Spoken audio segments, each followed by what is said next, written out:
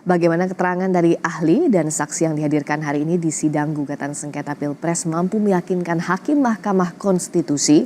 Kami akan bahas bersama Direktur Eksekutif Tim Hukum Timnas Amin, Zuhad Aji Firmantoro. Bergabung juga Tim Hukum Prabowo Gibran Oto Hasibuan dan juga peneliti Pusat Studi Politik Hukum Kepemiluan dan Demokrasi atau POSDEM, Ferry Amsari. Selamat malam, Bung Zuhad, Pak Oto, juga Bung Ferry. Apa kabar? Selamat malam. Selamat malam. Saya ke Bang Oto dulu. Karena tadi kan saksi maupun ahli dari Timnas Amin menyasar yang diinginkan adalah bahwa hasil pemilu kemarin tidak sah. Nah, bagaimana Bung Oto melihat ini? Bang Oto apakah melihat ada banyak celahnya? Misalnya yang diserang Mas Gibran seharusnya tidak maju. Lalu juga disebutkan ada intimidasi, dugaan intimidasi dari aparat, pengerahan misalnya ASN. Apakah ini bisa dengan mudah dipatahkan menurut Bang Oto? Banyak sekali celahnya atau justru bisa dalam tanda kutip mengancam pihak Anda? Kalau dari kami, saya melihat pembuktian yang dilakukan oleh tim kuasa hukum pemohon satu ini itu sangat lemah ya gugatannya ya, pembuktiannya ya. Pertama kalau bicara tentang Gibran, saya kira itu mudah dipatahkan bahwa putusan Mahkamah Agung Mahkamah Konstitusi nomor 90 itu adalah erga omnes. Karena dia erga omnes juga final and binding. Jadi kalau dia sudah final and binding, maka putusan itu berlaku seketika. Karena dia berlaku seketika, maka tidak perlu dilakukan lagi ada perubahan-perubahan peraturan-peraturan untuk memperlakukan undang-undang tersebut. Jadi ini saya kira dengan mudahlah kita patahkan. Kedua, mengenai soal intimidasi dan sebagainya, Anda kan lihat sendiri di persidangan. Ini namanya mereka memberikan kesaksian yang tunggal, artinya seorang saksi kan kita tahu bukanlah saksi, unus testis, nullus testis gitu loh. Jadi kalau diceritakan ada oknum polisi yang mengintimidasi bla bla bla gitu ya. Nah ini kan diterangkan oleh satu orang saksi saja. Nah dari segi hukum pembuktian, maka keterangan seorang saksi itu tidaklah cukup untuk membenarkan suatu dalil yang disampaikan itu. Apalagi tadi hakim secara tegas menyatakan bahwa keterangan saksi mereka itu tidak bulat katanya. Tidak bulat artinya karena tidak bulat, tidak sempurna, ya tentu menjadi tidak dapat diterima.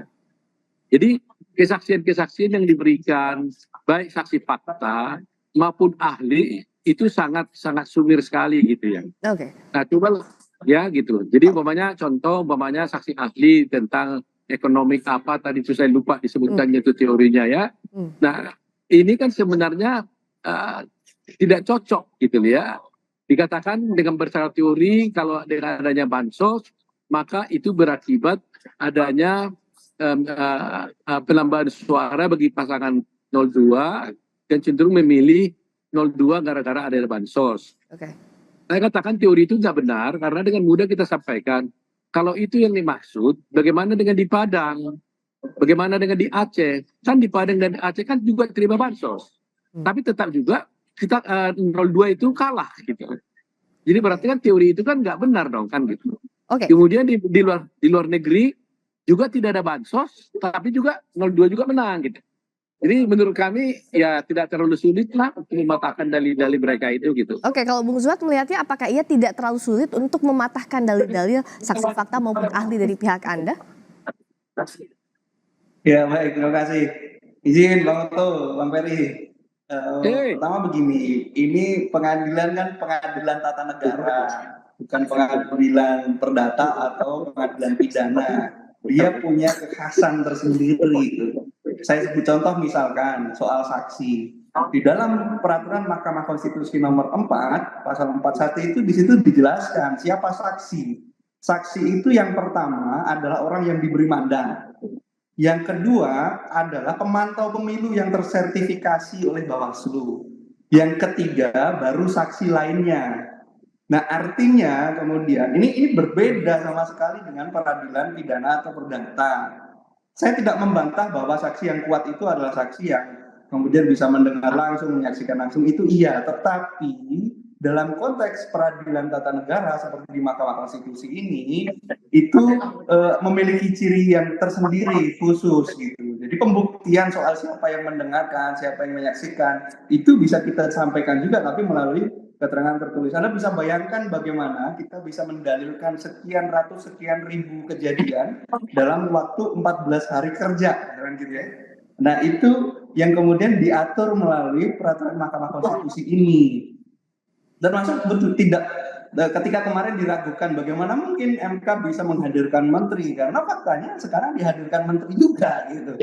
Ya karena memang di PMK 4 itu memungkinkan untuk Mahkamah Konstitusi memanggil siapapun pihak di luar para pihak yang sudah diatur di dalam peraturan Mahkamah Konstitusi itu untuk didengar keterangannya.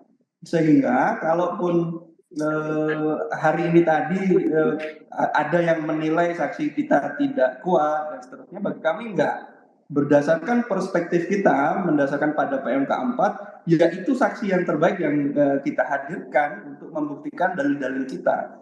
Sebut saya misalkan, kita mendalilkan tentang adanya bansos yang disalahgunakan.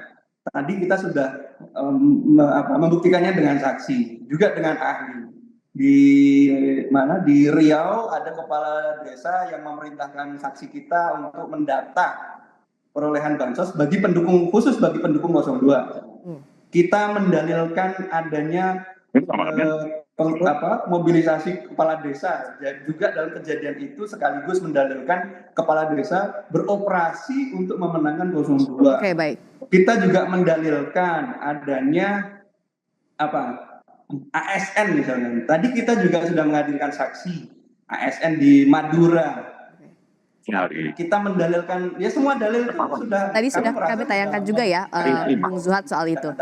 Oke, jadi kalau menurut ya, dari pola yang kita dalilkan sudah kita usahakan buktikan. Oke. Terima kasih. Baik, kalau dari Timnas Amin artinya menganggap bahwa pembuktian itu sudah cukup kuat, tapi kalau saya minta perspektifnya dari Bung Ferry. Bung Ferry, sebenarnya dari saksi maupun ahli yang tadi sudah dihadirkan di Mahkamah Konstitusi, sudahkah kontekstual dan sudahkah cukup kuat terkait dengan sengketa hasil Pilpres ini? Jika iya, kenapa? Jika tidak, kenapa?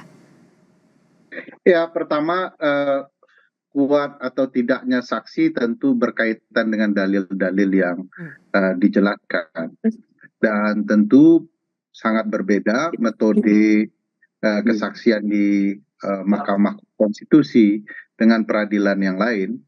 Di Mahkamah Konstitusi ada pembatasan, sudah disebut di sidang pertama hanya 19 begitu ya, dan bagaimana mungkin hakim bisa mewakilkan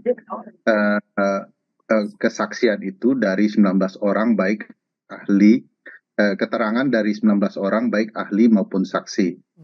Nah di sini tentu hakim konstitusi sedang mencoba menggali ya kebenaran dan keyakinannya bisa ditemukan bahwa ada masalah di pemilu dan dikaitkan dan dirangkaikan dengan keterangan-keterangan yang lain yang mereka peroleh baik dari alat bukti maupun keterangan yang disampaikan para pihak. Jumlahnya saja sudah terbatas, jadi tidak benar lagi dalil yang mengatakan bagaimana satu saksi kemudian bisa mewakilkan berbagai kecurangan yang terjadi. Ini bergantung ke hakim MK. Kalau ada keterangan saksi yang sangat solid ya, dia tentu akan berpegang kepada keyakinannya. Kalau perlu mereka akan tambahkan dengan yang lain. Bahkan hakim konstitusi juga bisa memanggil saksi dan ahli, bahkan dia bisa mengelaborasi lebih jauh. Nah memang tentu saja ini bukan perkara yang mudah karena yang dihadapi adalah alat kekuasaan yang tentu punya mekanisme tertentu untuk menutupi hasil kejahatan, terutama dalam bidang pemilu. Nah tadi Pak Oto juga mengatakan di luar negeri tidak ada bantuan sosial. Mungkin namanya tidak ada, tetapi gentong babi itu ada, pork barrel politics itu ada di berbagai negara, bahkan sekelas Amerika sekalipun dalam bentuk-bentuk kebijakan yang mempengaruhi pemilih. Dan gentong babi di Indonesia tentu saja bisa dikaitkan dengan bansos, BLT, PKH, dan lain-lain. Bahkan juga kenaikan gaji penyelenggara pemilu termasuk juga konsep gentong babi. Dan kalau itu bisa dibuktikan dan dijelaskan mempengaruhi proses pemilihan, tentu akan berpengaruh. Misalnya dari penelitian Kompas menjelaskan ada 51 juta pemilih yang terpengaruh dengan politik bansos begitu ya. Dan itu menjadi sangat penting, menjadi indikasi ilmiah untuk membuktikan argumentasi pihak-pihak yang melihat kentong babi sebagai kecurangan. Perlu juga dikoreksi soal apakah setelah putusan MK ada peraturan teknis. Nah ini soal pemilu ini agak berbeda. Walaupun putusan MK adalah final and binding, dalam berbagai hal termasuk dalam konteks pencalonan, memang dibutuhkan peraturan teknisnya PKPU gitu ya, peraturan KPU. Dan KPU sendiri berjanji, nanti Pak Oto bisa lihat janji KPU akan mengubah PKPU soal pendaftaran calon jika putusan MK keluar. Itu KPU sendiri yang mendalilkan, menyebutkan. Dan sayangnya itu kemudian tidak terjadi atau terlambat terjadi. Jadi itu problematika tersendiri. Oke, saya mau bahas dulu tadi yang soal bansos, polemik soal gentong babi ini. Karena Bung Oto juga tadi saat sidang kan menanyakan balik kepada Pak Faisal Basri soal tim Bung Oto dan tim ya soal bansos ini apa yang salah. Lalu ditekankan juga oleh timnya Bang Oto soal apa bedanya dengan zaman sebelumnya. Nah, bagaimana membuktikan terbalik bahwa tidak ada kaitannya bansos dengan memengaruhi hasil pemilu? Perlukah untuk dibuktikan terbalik? Bang Oto? Ya, sorry, saya kira. Silakan. Jadi begini, mengenai soal tadi itu kan sudah saya juga bertanya dengan Pak Faisal Basri. Begini ya, kita harus tahu dulu riwayatnya. Bansos ini kan ada dalam undang-undang, ya kan? Kemudian undang-undang ini dibuat oleh siapa? Dibuat oleh pemerintah bersama-sama DPR. Yang di DPR itu siapa? Yaitu semua orang-orang partai politik ada di sana. PKS ada, Demokrat ada, PDIP ada. Jadi artinya kebijakan membuat bansos ini sudah disepakati oleh semua partai peserta pemilu, ya kan? Jadi semua mereka sudah sama-sama setuju tentang itu. Loh, kenapa sekarang, ya kan? Setelah pemerintah melaksanakan undang-undang dinyatakan jadi masalah? Apa yang salah? Ini kan undang-undang. Makanya saya tanya tadi sama Pak Jabari, apakah presiden atau pemerintah yang melaksanakan ketentuan undang-undang dapat disalahkan? Ya akhirnya dia bilang, jawab dia terang-terang, ya memang itu kewajiban pemerintah. Nah kalau kewajiban pemerintah, apakah pemerintah yang melaksanakan undang-undang salah? Ya tidak kan? Jadi itu very clear tadi dijawab oleh saksi dari 01 yaitu Faisal Basri. Nah kalau itu tidak salah, apa yang menjadi dasar untuk membatalkan, menyimpulkan bahwa gara-gara bansos inilah 02 menang? Itu tidak benar gitu. Nah kemudian juga mengenai pork barrel ini kan, saya kan katakan tadi, katanya dalil yang para ahli katakan bahwa ada indikasi bahwa menggelontorkan sama dengan di Amerika umpamanya kan menggelontorkan suatu program ya dana umpamanya kepada masyarakat dengan tujuan agar dia mendapatkan elektabilitas yang baik. Ya kan gitu kan? Nah, saya katakan tadi buktinya pada ada bansos 02 kalah. Dia menang Prabowo. Di sana nggak ada itu pork barrel teori itu di Amerika. Nah, jadi berarti konklusi atau teori yang dibangun untuk mengatakan bahwa bansos ini bisa mempengaruhi perolehan suara ini tidak bisa dibuktikan secara maksimal. Ya kan? Itu prasangka dan asumsi dan konklusi semata. Tapi tidak terbukti adanya hubungan kausal antara bansos dengan sikap orang untuk memilih Prabowo gitu. Itu poinnya. Oke, jadi tim Prabowo membantah ada hubungan kausal antara bansos dengan elektabilitas Prabowo Gibran. Kalau Mas Zuhad, yang nanti juga ditunggu adalah hari Jumat akan ada 4 menteri Pak Jokowi yang dipanggil oleh Mahkamah Konstitusi. Meskipun let's be clear, Mahkamah Konstitusi bilang bahwa ini bukan berdasarkan permintaan 01 maupun 03, tapi memang hakim Mahkamah Konstitusi yang memanggilnya. Apakah ini bisa jadi keterangan yang menentukan di proses persidangan ini? Oh tentu Mbak, ini akan sangat menentukan gitu. Saya nggak tahu apakah nanti menteri ini akan memposisikan sebagai bagian dari pembelaan KPU atau 02, atau nanti justru menteri ini datanya akan lebih mensupport ini ya, dalil-dalil yang kita tuduhkan itu ya. Karena misalkan kita ngomong soal, kan kita menuduh presiden tidak netral. Tuduhan itu kita buatkan indikatornya, satu soal bansos, dua bagaimana, tapi bansos itu bukan bansosnya sebenarnya Bang Oto. Bansos itu yang kita soalkan bagaimana cara mendistribusikannya. Seperti saya kutip lagi jawabannya Pak Faisal Basri tadi. Dia bilang memang bansosnya anggarannya disetujui DPR, tapi cara demonstratif penyaluran lewat menteri, lewat presiden kan nggak persetujuan DPR juga yang begitu-begitu. Gitu. Oke, baik. Nah, yang besok akan hadir hari Jumat itu salah satunya misalkan Pak Erlangga Hartarto gitu. Nah, Pak Erlangga kan sudah kita juga dalilkan di dalam permohonan sebagai salah satu bentuk ketidaknetralan di dalam proses pemilu kemarin, ketidaknetralan negara ya, garis miring presiden. Nah, kehadiran beliau besok mungkin agak akan menambah terang, menambah jelas apa sebenarnya maksud beliau berkampanye 02 gitu, dengan membagikan dengan apa pembagian program bansos itu. Gitu. Nah, kalau ditanya menentukan, sangat menentukan berarti. Oke, baik. Tadi dari Bung Oto sudah membantah adanya hubungan sebab akibat. Kalau Bung Ferry dengan nanti dihadirkan 4 menteri, apa yang bisa digali dan seberapa bisa ini berpengaruh terhadap sidang yang berlangsung? Ya, tentu saja dari berbagai bukti yang tersebar di publik ya, bahwa para menteri terlibat berkampanye membagi bansos, padahal bukan kewajiban kementeriannya, dan kemudian mengkampanyekan peran presiden dan calon tertentu. Dan memang begitu Pak Oto, bahwa gentong babi ya seperti itu, dia sah, terlihat baik, tetapi ada motif di baliknya. Sejarah gentong babi juga begitu, tuan tanah membagikan gentong babi agar para budaknya bersyukur, berterima kasih kepada tuannya, tapi motifnya adalah memaksa mereka untuk dijadikan budak. Begitu juga peristilahan itu dalam politik kepemiluan.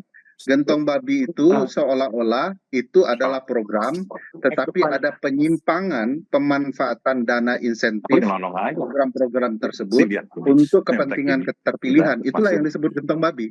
Terlihat benar, tetapi punya motif politik. Kausalitasnya dengan para menteri karena mereka yang menjalankan, tentu hakim dan para pihak bisa menggali lebih dalam apa motif, keinginan, dan nanti dipertanyakan apa saja yang membuat kemudian mereka menggunakan dana insentif bansos untuk kepentingan pemilih dan di hari pemilih. Jadi menurut saya sangat menarik kausalitasnya. Bahkan kalau ini adalah program pemerintah, dalam hal ini presiden, dan yang digerakkan adalah menteri, suatu waktu mestinya para pihak juga meminta hakim konstitusi memanggil presiden. Bukankah presiden juga menjadi yang tertuduh telah menggunakan alat kekuasaannya dalam mencurangi pemilu? Jadi ada baiknya setelah menteri harus naik ke pelaku utamanya begitu. Baik, nanti kita akan lihat hari Jumat tentunya Bang Oto dan Bang Zuhad beserta juga tim 03 nanti akan menggali apa yang akan dihadirkan oleh para menteri yang dipanggil oleh Mahkamah Konstitusi terkait dengan sengketa hasil pemilu Presiden 2024 ini. Terima kasih atas waktunya dari Direktur Eksekutif Tim Hukum Timnas Amin, Zuhad Aji Firmantoro. Terima kasih juga Bang Oto Hasibuan, Tim Hukum Prabowo Gibran. Terima kasih juga peneliti Pusat Studi Politik Hukum Kepemiluan dan Demokrasi, Bung Ferry Amsari. Selamat malam Bapak-Bapak. Selamat malam.